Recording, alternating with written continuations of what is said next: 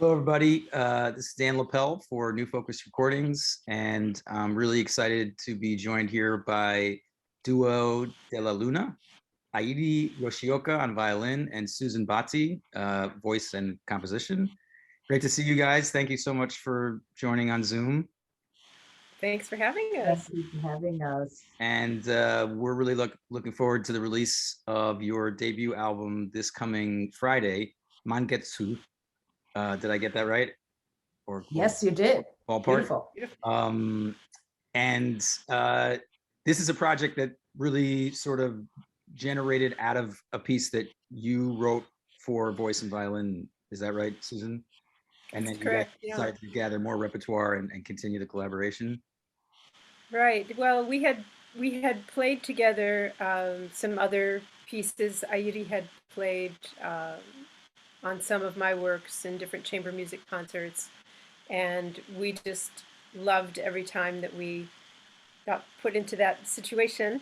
And so she, along with UMBC, commissioned me to write Mangetsu for us, and that was the beginning.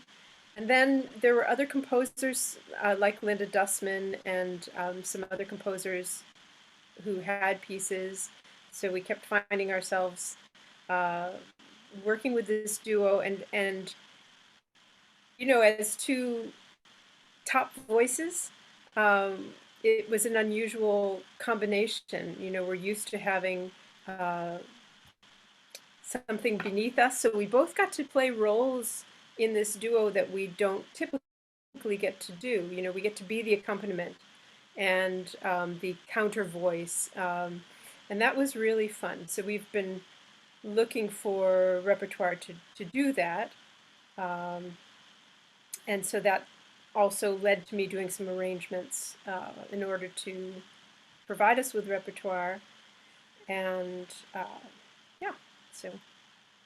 Because actually there isn't that much repertoire written, and it was great because I loved playing Susan's music, and that is how it started. So, well, would you consider writing a piece for the two of us? And once we did, and we enjoyed kind of exploring that collaboration and the different sonority that we were, like Susan said, we're both more upper melodic voices, and to have that collaboration was very interesting. Just the rub of the two voices, and that led to more repertoire arranged by Susan. And I think there is still so much room to expand. And there are some other duos of voice and violin, so it actually seems like there's a repertoire that's growing for this combination. Yeah. One thing that we really did work a lot at Avaloq. We had a fantastic residency right before we recorded, and finding our timbral core, you know, the place where, you know, in certain registers, and how to create the right blend for the right, you know, moment in each piece. I mean, it's really, really concentrated, focused work. It's fascinating and fun. Great. I think, yeah, one of the things that we explore a lot is balance. Wouldn't you say, Susan? I think the sonority and balance are tied together, because I remember in one of the Bartók pieces, Lament, we started out using the mute, even though the violin duo doesn't necessarily ask for it, but then we took it off, and then they try to have me play with different sound as opposed to having it more muted. Not the mute actually doesn't necessarily make the sound smaller, just gives a different tempo. But I think Color, it's all about color. Yeah. Yes, we Color, and really also thought, for me, using different vowels and when to use consonants, when to use articulation, how to just match and create this dialogue that is really specific. That's something we just did for hours. There was one time we had, what, 4 measures, and we spent like 40 minutes. It was so ridiculous, but it was just so much fun, you know, just to find the color and shade it different ways. I Yeah. love singing like an instrument, so I Well, get to. that really comes through on this album, I think. What both of the things that you touched on, the sort of shared roles that I don't. There seems to be a sort of smooth synergy, a passing back and forth between a lead voice and an accompaniment voice, and it doesn't. It's not consistent throughout necessarily, like whole movements. It's sort of just constantly interwoven, and but also what you did with sort of color and I guess with diction, especially in the Bartók, or also with accents, right? Different sort of linguistic accents, and how that was able to match with certain timbral things on the violin is just really remarkable. Well, the Bartók is Yeah, just heaven. We were looking for repertoire, and I yeah, thought, oh, there's some violin duos, you know, yeah, yeah, and oh, it's a great composition lesson as well. yeah. So the Right. more I dig into, now I'm going to do them all. Cool. It's going to take me, 10 years, but Well, I'm. actually, that's what I wanted to ask. I mean, there's so many great in that set. There's so many great pieces. And how you landed on the ones that you chose, but I guess now if you're going to do them all, then clearly you landed on the ones you chose because those are the first ones Some you of it did. was Yeah, some of it was just instinct, yeah, just I yeah. had to make fast decisions. We had a concert coming up and I had to No. choose. And so that was one thing. And the other was the texts for some of them. I think you're going to play Pizzicato. Yeah. And I'm just going to read the translation of the text because they're unbelievable. So the translation of Pizzicato is, I saw no swallows in winter. I just killed a pair of chickens. I ate their hearts and livers and kissed the lips of my beloved. Wow. And Yeah, when you say the texts here, of course, you're talking about like the folk the songs translation. that Bartók was drawing material from to write those specific. Exactly. So there's like All this of the, several layered uh, series of connections here that are really cool. I was Oh, I'm so sorry. nervous about doing them until we did them in a concert and some other violinists heard them. I Yeah, thought they were going to just throw me out the door, right, Airi? That was made me the most nervous. But they got a kick out of it, I'm so sure they would love it. I mean, I feel like that idea of going back to the original source folk songs is just that's a stroke of genius in terms of how to bring the voice in a sort of meaningful way on top of what you did timbrally. So, well, you know what? Let's not talk about this more. Let's listen to one of these. This is Pizzicato number 43, right? Yeah, arranged by Susan Botti.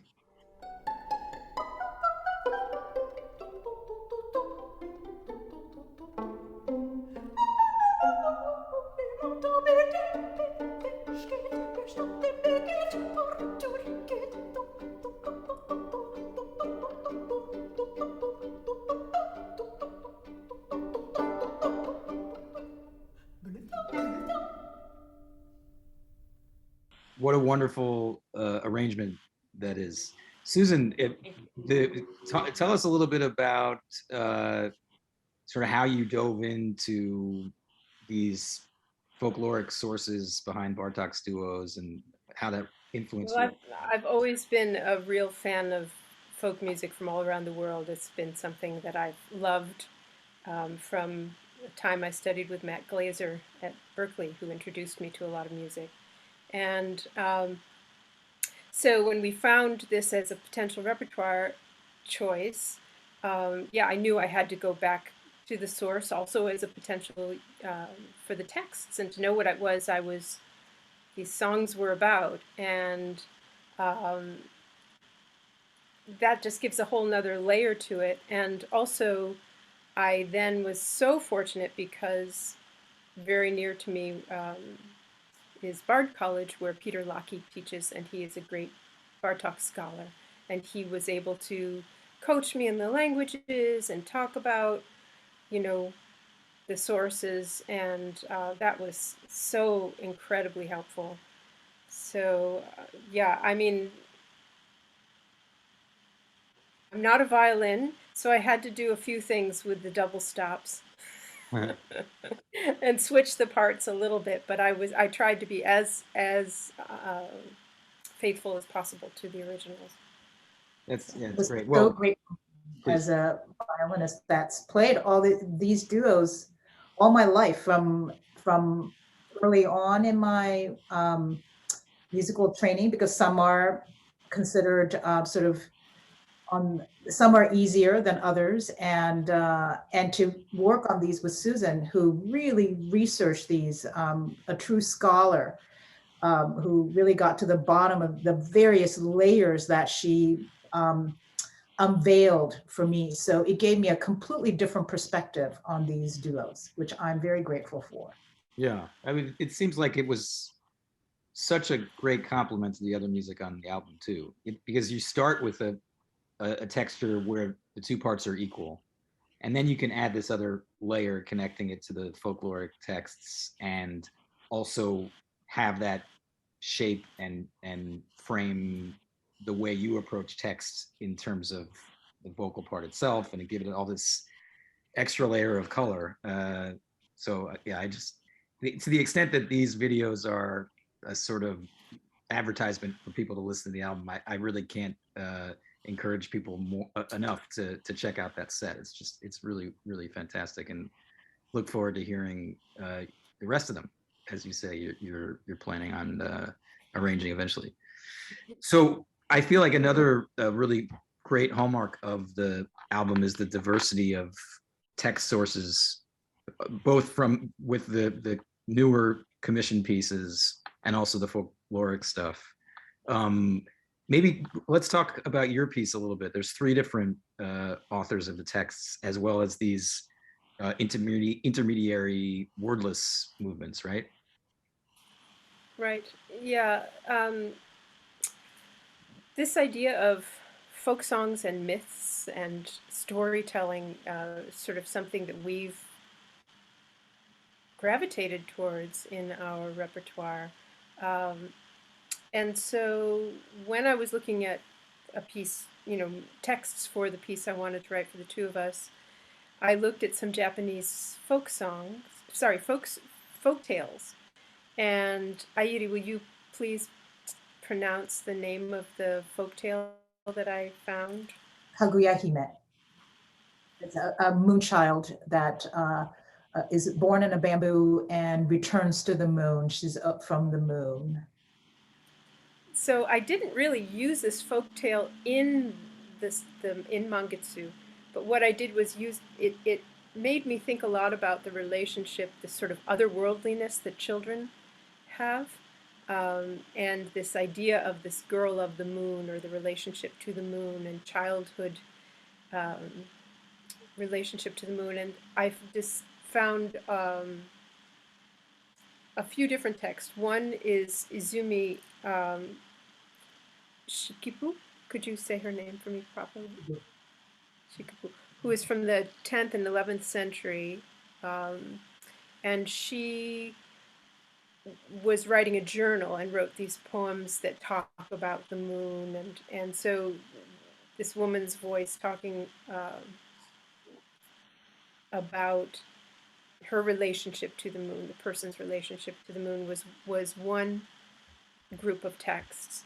And then the Yeats poem, The Stolen Child, really talks about this kind of fantasy world of a child, and dancing in the moonlight, and being called away to the moon, which was like this folk tale. So it's a little bit loose. It's not really, it's a kind of abstract combination of these texts.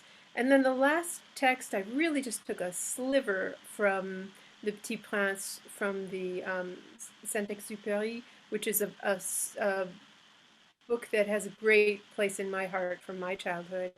And again, just a little bit of it. This sort of wove these together to create a world, a fantasy world. It's a great introduction to the rest of the music on the recording too, because I think between the wordless pieces and the texted pieces, you also navigate a lot of the types of textures and sound worlds that the other pieces inhabit. Some of them inhabit those sound worlds a little bit more in a focused way, but your piece sort of acts as almost sort of like a prelude to all the places that the album's going to go. So let's listen to the Yeats movement from Mangetsu, and this is The Stolen Child.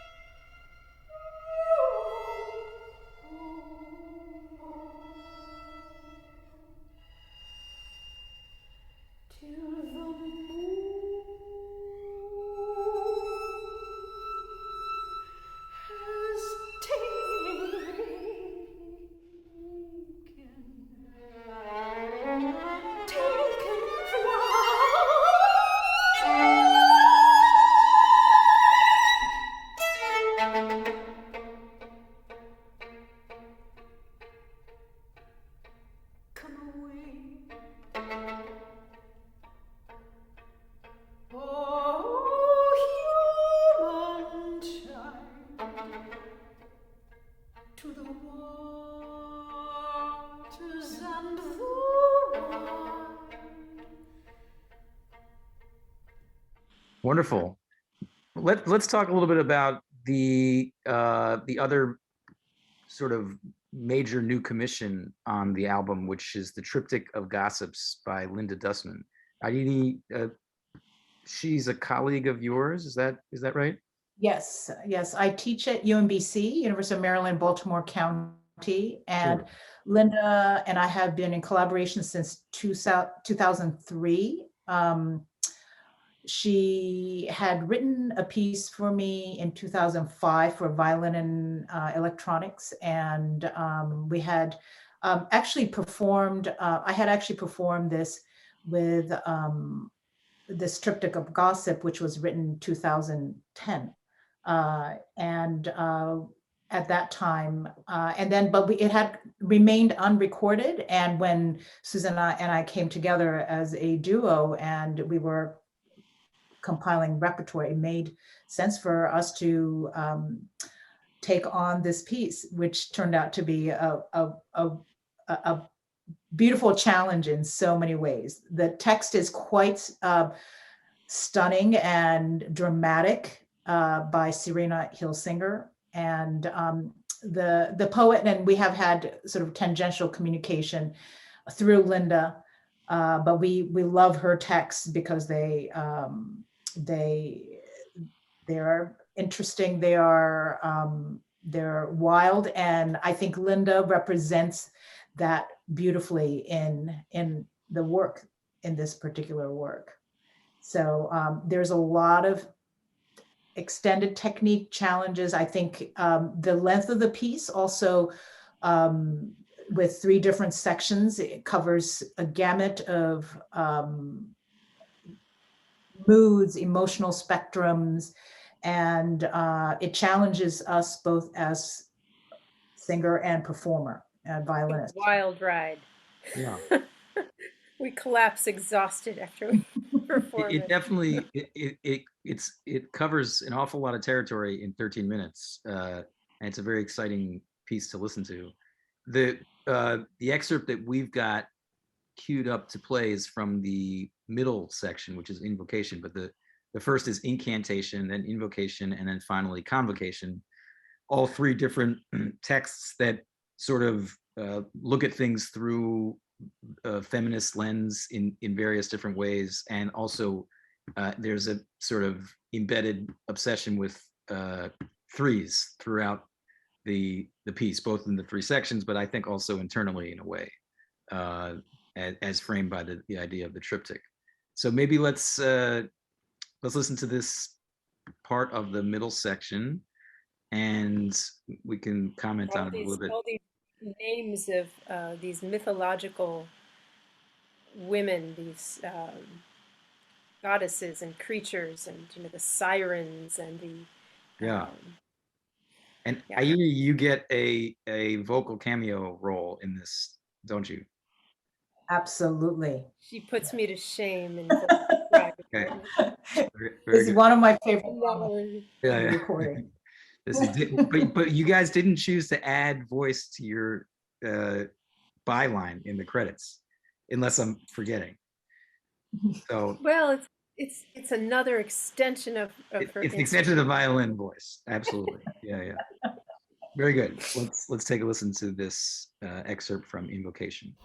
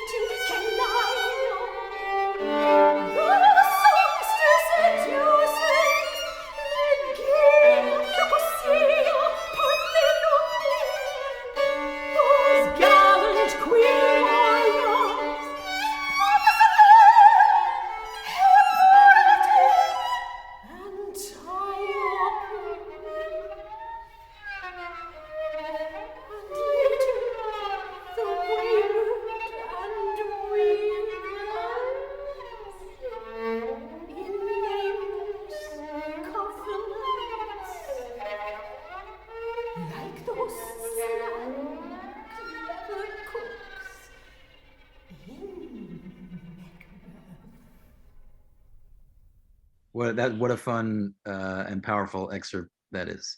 So just to correct the record, the Dusman was not in fact commissioned by you guys, but this is the first recording, and the piece was written in 2009. So the album finishes off with these two wonderful arrangements that you also did, Susan, of Northern Italian folk songs, which sort of also speak to the Bartók, I think, in a way, and there's also an arrangement of the American song Wayfaring Stranger. So there's this conversation that goes on throughout the record that I think is really engaging. But maybe can you tell us a little bit about this tradition of Northern Italian folk songs and how you got involved in it and how they might be distinct from other folk songs in Italy? Well, boy, there are so many variations of folk song throughout Italy and throughout even the north. I mean, from one town to the next, the dialects are all individual. Um, the first of the two I had set previously, so I had discovered that before and set it for string quartet.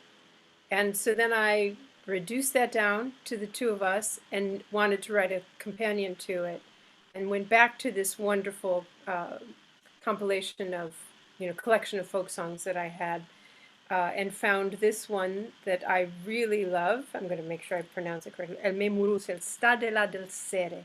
My love lives on that side of the river, which is from Cremona, which is from my grandmother was from outside of Cremona. So that was a wonderful coincidence. And again, very different dialect than the first one.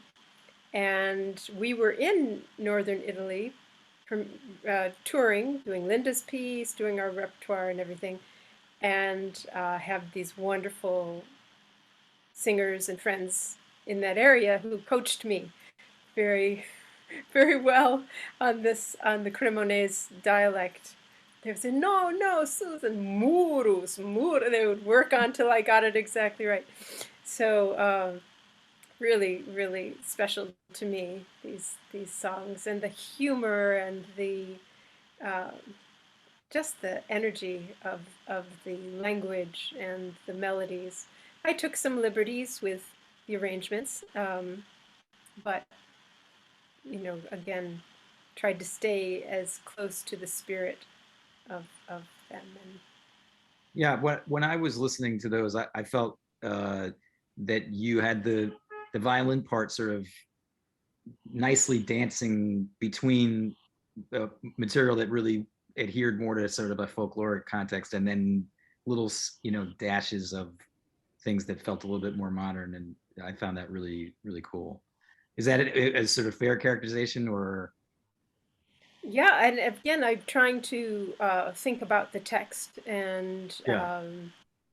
There's the slow part goes into, last night I had this crazy dream, so Right. I sort of tried to conjure up the atmospheres of the different sections of the text.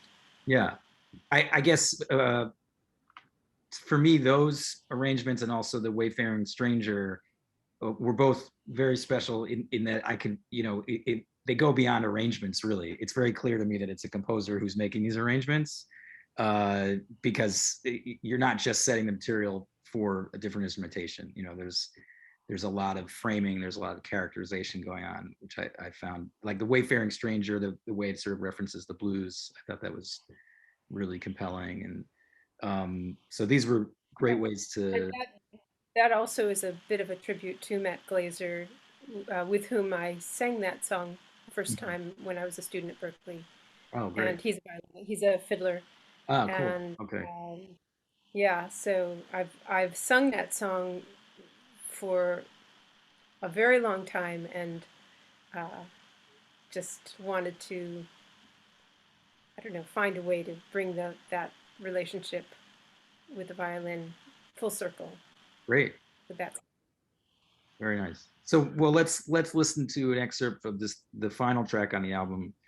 I'm gonna ask you again to say this. So I don't. Okay, great. And here it is.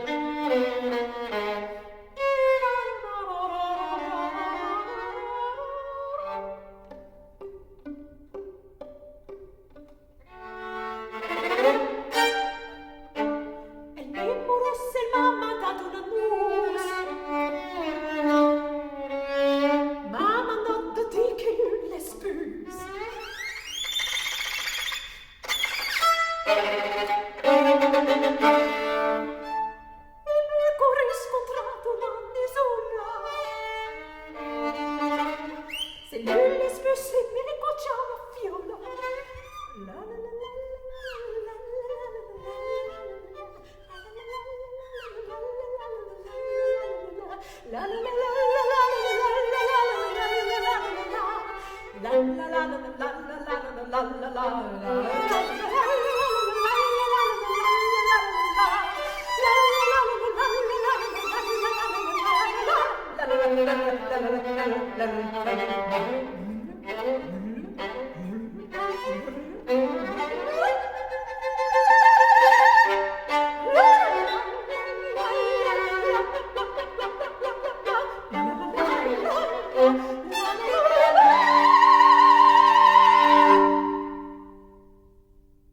Beautiful.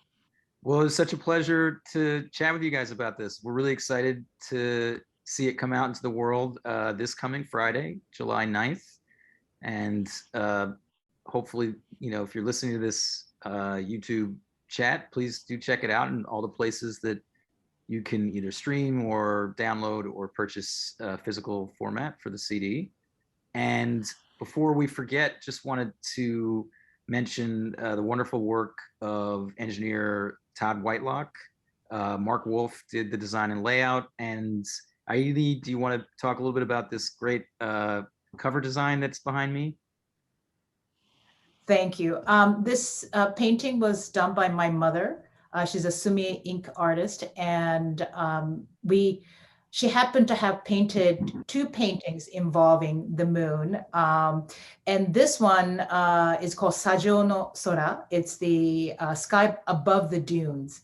And it has 2 people standing below the moon. And so we imagine our duo being part of that. And so it seemed appropriate to be the cover of this. Airi Yoshioka. Airi Yoshioka. Great. And we are so honored and thrilled to be on New Focus. Dan. Oh, well, it's just absolutely our pleasure. I think, it's been wonderful working on this album and also getting to know the repertoire and both of your work. It's really a great recording. So thanks so much again, and congratulations, and look forward to seeing you in the real world and not the Zoom world. Yeah. Okay, take care, everybody. Bye. Thank you.